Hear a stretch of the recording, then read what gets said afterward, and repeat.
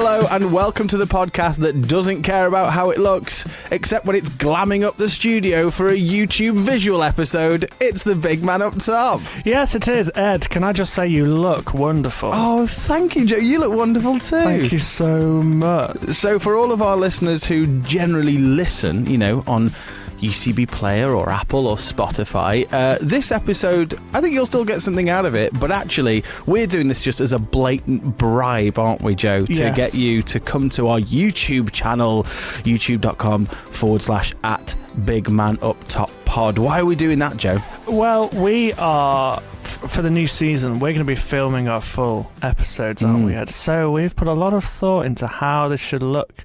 But yeah, this is just shamelessly tempting you over. So today we have a show and tell episode. We're going to share some of our favourite things from our footballing lives and just tell the stories around them. But obviously we're going to show you some things, and so you might want to be on YouTube to have a look at them. But first of all, Joe, we're in a sort of a new. The studio's had a bit of a refresh, hasn't it? It has. It's the Big Man Up Top 2.0. Tell us about the Big Man Up Top studio. Yeah, so we're in the same studio as normal, except we've got a graphic. We've got a graphic, yes, behind us. We've got some shirts, Ed. It's a bit like this has become the changing room for a Big Man Up Top 11, but all 11 are massive target men strikers. We had a wonderful meeting last week so we're going to get these shirts for the studio. What players do we want? And it was fantastic. It was just great. Me, you, producer Anthony, just throwing out some strikers that we love. And do you want to talk us through who we've landed on? Well, I think we should start behind you. We've gone for Emil Heskey. Number 8. Tell Tell us about Emil Heskey and his time at Liverpool, Joe. Do you have any memories? I don't know whether this is too early for you. I think it's a little bit too early. Obviously, he's a stalwart in the Liverpool team. Number 8, which you wouldn't see a striker as number 8 these days, would you? I think I remember him more for his England days than his Liverpool days. Yeah. I think of him as a Leicester player, actually. Leicester and England, and obviously starring in that 5-1 demolition of Germany. Yeah, absolutely. And I think his lasting legacy, of course, is when he moved to Newcastle Jets in the Australian League, and they did a whole Heskey cam where you could just watch Emil Heskey. It's what we all want. So I think that's his lasting legacy, in my opinion. Moving on behind you, we also have a Drogba shirt. Yeah, fan favourite of the podcast, I think. A lot of people like Drogba. He's sort of just one of those strikers that just felt like he had absolutely everything. He was the complete striker, wasn't he? Yeah, first goal at the new Wembley as well in that FA Cup final. When you think of Drogba, what moment or goal do you think of? Well, I think of that FA Cup final goal. I also think of the Champions League. Was it an equaliser against Bayern? Yeah, the header. That's the one I think of. I think you think of that. You think of him getting quite angry at the end of what game was it, where he got quite shouty at the camera? Oh yes. It's a disgrace. Yeah, or something disgrace. to those effects. Moving round, Teddy Sheringham, Joe. Again, a bit early for me. Yeah, I remember him signing for West Ham. Quite old. Yeah. I think that's my only memory of Teddy Sheringham. I feel like I've got this bizarre memory of him scoring a penalty that was disallowed because it hit the post. Yes. Like he took a penalty, it hit the post and it came back and he struck the rebound and scored, but it was disallowed because effectively it's like touching the ball twice. Yeah, wasn't it one of those where everyone was like, I didn't realise that was a rule? Yeah. It was like, what's gone on here? But it's one of those memories that like I can sort of vaguely remember it, but when you think you might have made something up, like that's sort of where it sits in my consciousness. But Sheringham and Shearer, massive for England. And then who have we got to finish off, Joe? This is the contentious one, I think, but I think it does add a bit of colour into the studio. We've gone for an orange Wout Weghorst. Yes. Now, you were quite passionate about this one. Why? Well, I think he's just sums up like the big man up top. He's not exactly got the end product, has he, particularly, but still managed to get a move to Man United. Yeah. He's unfashionable, but does the job. I think my memory of him, I mean, he's still playing probably, but that World Cup goal, do you remember the free kick? Yeah. The little cheeky free kick for the Netherlands. Yeah. Just a little tidy finish. That was a moment of genius. Yeah. I think that's probably what got him his move. to United. Just that one bit, and then all of a sudden everyone clamours for him to be in their team. But yeah, so these are the shirts we've got, and I think maybe we can add to them throughout the season. Yeah, send in your suggestions. Who else should we have? Obviously, we have a budget, as you can see. So we have had to go quite generic. Because we don't want to case against the Premier League. Exactly. We don't want to steal their branding and have some charges against our name, because they famously are quite serious. Absolutely.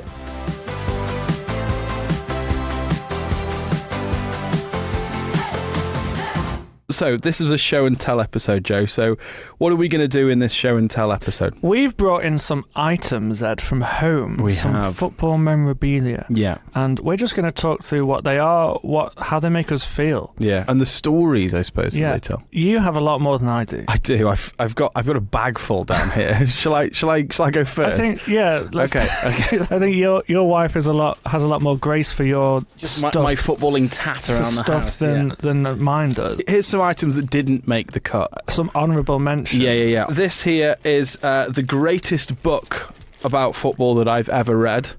It's called Soccernomics. Nice. So if any of you are into sort of your stats, this is great. It's by Simon Cooper and Stefan Szymanski. It was an updated version of the original book, which was called Why England Lose, and it's basically it's all about the economics of football in terms of like statistics and why teams do well or don't do well and all that sort of thing. It's a brilliant read. It is fascinating. I'm working my way through it as well at the moment. And the first bit, there's a really fascinating bit on why, like the difference between in-swinging and out-swinging corners. Yes. And when there was a moment they realised that actually one of them was better than the other. Yeah. I can't remember which one. Well, this is it. And a lot of my items are basically going to be, an homage to Stoke City, of course. Sure, you're expecting that. And actually what Soccernomics made me realise was just the fact that I think it was something like in swinging corners, there were goals in sort of 51% in swinging compared to 49% out swinging, and so that's why Tony Pulis never had any of his team take out swinging corners, because statistically they were less likely to result in a goal. And that just sort of, I was like, he's great, isn't he? He knows what he's doing. So my first item really here is basically, it's again another paper item, but it is the programme from the greatest day of my Stoke City supporting life, the FA Cup semi-final against Bolton. It's the programme which features two classics of the genre, Rory Delap and Kevin Davis. Oh, massive. That's fantastic. We absolutely love it. It's a huge programme. It cost £5. £5? Five Earth pounds. Wow. But nestled in there is very special to me was my ticket from the game. Where were you sat? Right at the back. Right at the back.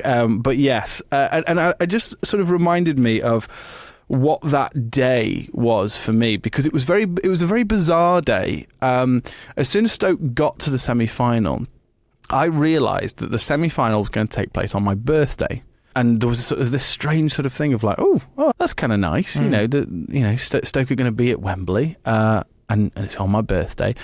And then I also realised there was a video going around that the Stoke supporters had been sharing. It was like a sort of a PowerPoint video set to this poem that this local poet had written, and it was called "Do It," and it was about, and it was when we were going up into the Premier League, and it was like, do it for Longton. It was like, do it for Longton bus station, do it for and it was all about do it for and do it for the oatcakes was one of the lines. Of course it was, yeah. And so do it for oatcakes was one of the lines, and there was a picture of a pack of oatcakes that appeared. And just randomly, the sell-by date on this pack of oatcakes was the same day as my birthday. Special. But also, it was the same day as the semi-final. So obviously, all the Stoke fans latched onto it and went, it's the mythical pack of oatcakes. This is it. It's a sign we're going to win, right? Yeah. So we're going into it. And then I realised, Joe, that my brother-in-law has arranged his stag do over that weekend, and it's a Sunday, and this is not good. Already sorted my tickets out because it was an abroad stag do. Okay. So it was in Portugal, and I basically just told him, I just said, look, I'm not missing this. I'm going to have to fly home a day early. I hope you're okay with that. And he was very nice, and he was like, yeah, absolutely understand. He understands, yeah. So I had to get the faffiest of journeys back to London, and I just went straight to London. I took a flight to like Gatwick or something, got the train. It was overnight. I hadn't slept. I was a bit delirious. I ended up sleeping on a mate's floor in the centre of London. And it was just, the whole thing was very strange. I went to Wembley. I was very tired, and and I just then watched us win 5-0 and just thought, Am I I could well be dreaming this, and it was just it was one of the. It was all worth it. It was all worth it. One of the greatest, and very nearly saw Andy Wilkinson score for Stoke City, and right back who famously played for about 10 years for us and didn't score. Never scored. But it was a great day. Well, it sounds like you did it for the oatcakes. I did eat for the oatcakes. Joe, give us your first item. Sure. Well, my first item. I got married. Just over 3 years ago now, Ed, and all semblance of football memorabilia was not allowed in my new house. So it all went back to my parents' house, all my shirts, all my items, apart from this one thing, right? That was described as quite tasteful. Oh, actually. Now this is in pride of place in the utility. Yes. When nobody can see it. No one can see it. It's a poster. It's a magnetic poster, Ed. All right. Of Divock Origi. Oh, look at that. Winning goal in the semi-final. Fantastic. Liverpool 4, Barcelona 0. Of course. So it says, score at the top. The commentary, corner taken quickly, Origi.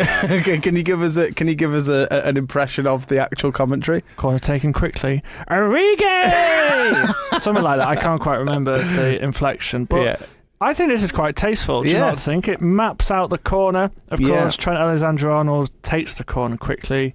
Divock Origi catches the Barcelona defence off guard, and he slots it beautifully into this top corner. Yeah, absolutely. Where were you that night, Joe, when you watched that game? I was actually at the Leadership Conference 2019, right? Which was really annoying. This was held in Birmingham. But I was watching the semi-final at the back of the conference on my phone. I was not paying attention at all. Who was speaking at the time? Do you remember? I actually can't remember. Okay. No.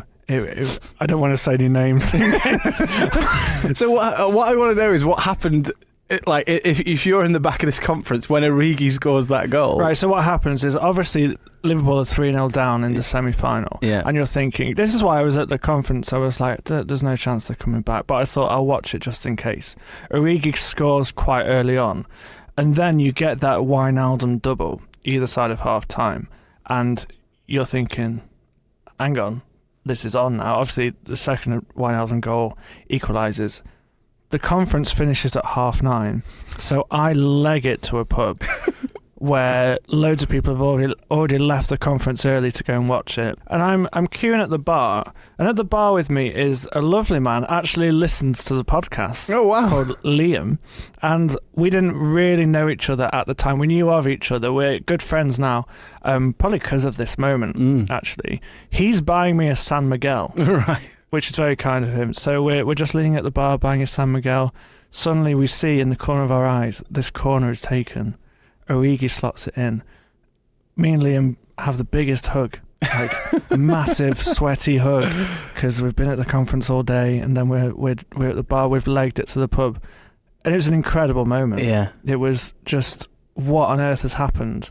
Divock Origi, cult hero for life. Yeah, just incredible. I feel like the hugs with strangers during football mentals that are one of the most profound things. They're special experiences. Yeah. I remember having a similar experience when we got a late equaliser at Aston Villa away and hugging the random guy in front of me, and it's odd, but we're here for it. Yeah. We're here for it. Brilliant. Right, next one for me, the last ever issue of the Stoke City fanzine, The Oatcake, rest in peace. 2019, it finally, obviously it was costing the guys too much money.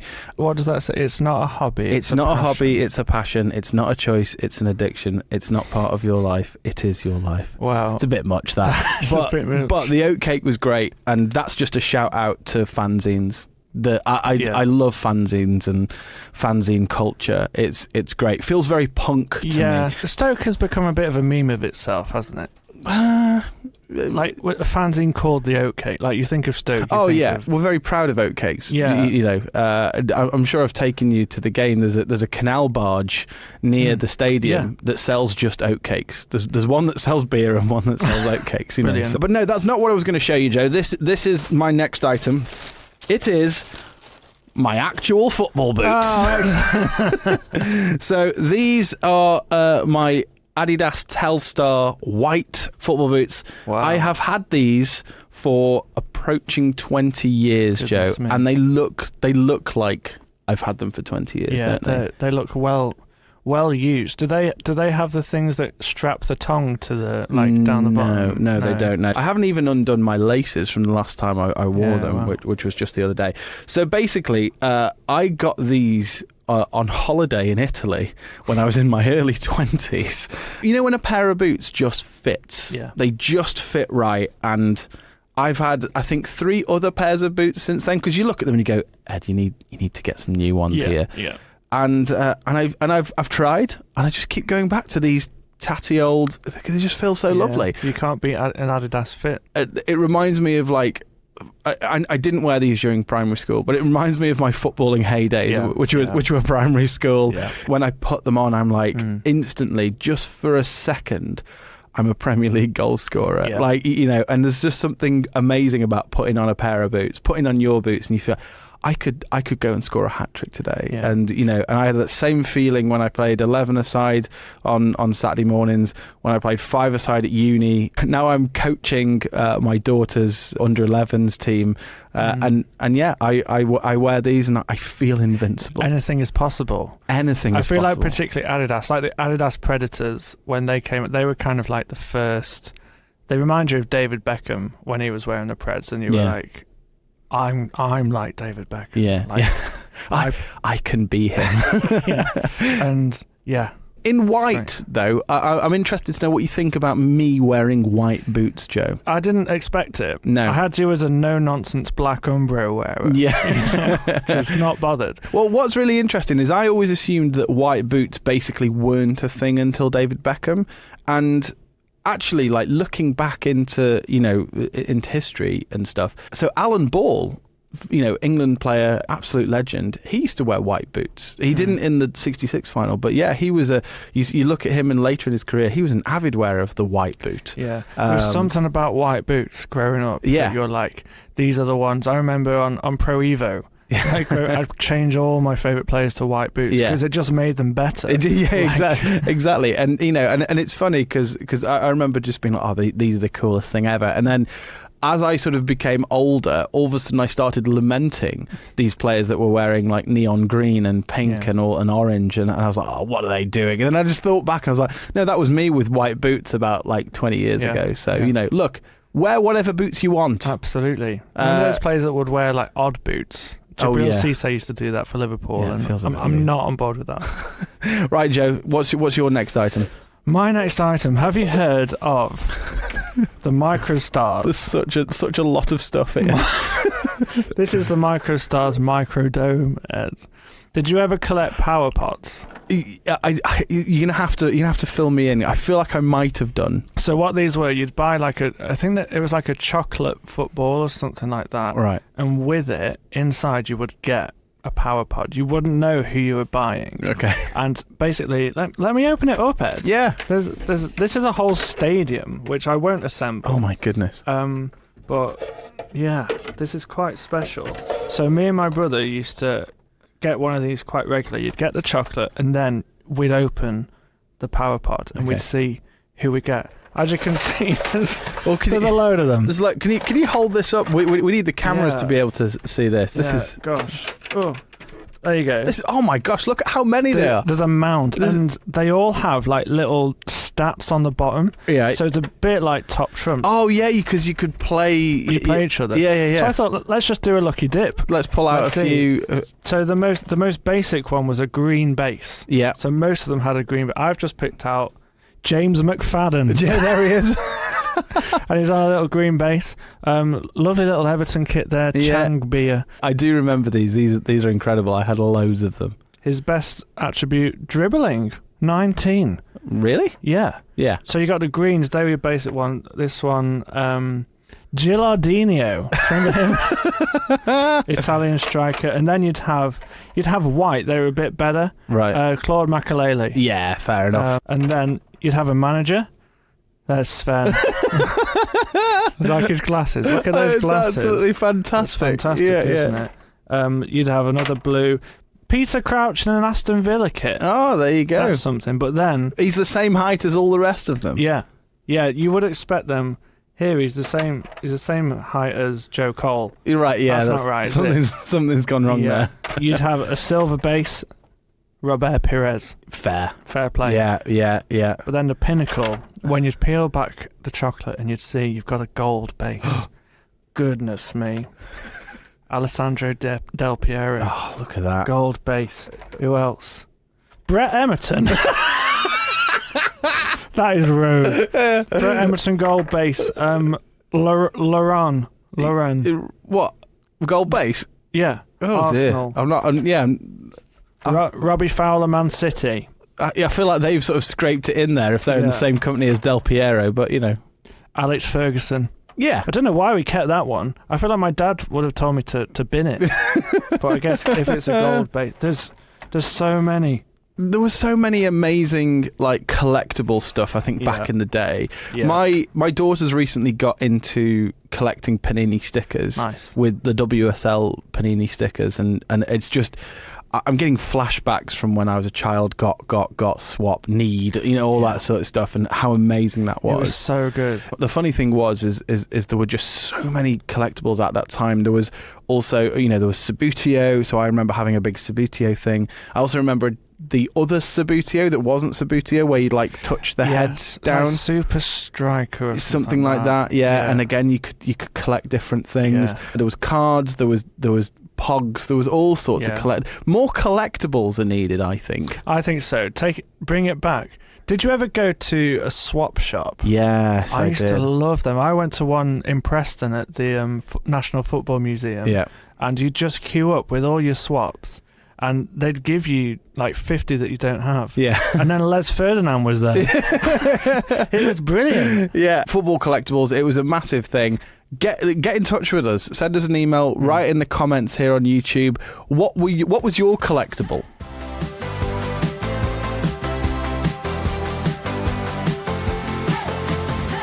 So I think it's probably about time we wrap this up, Joe.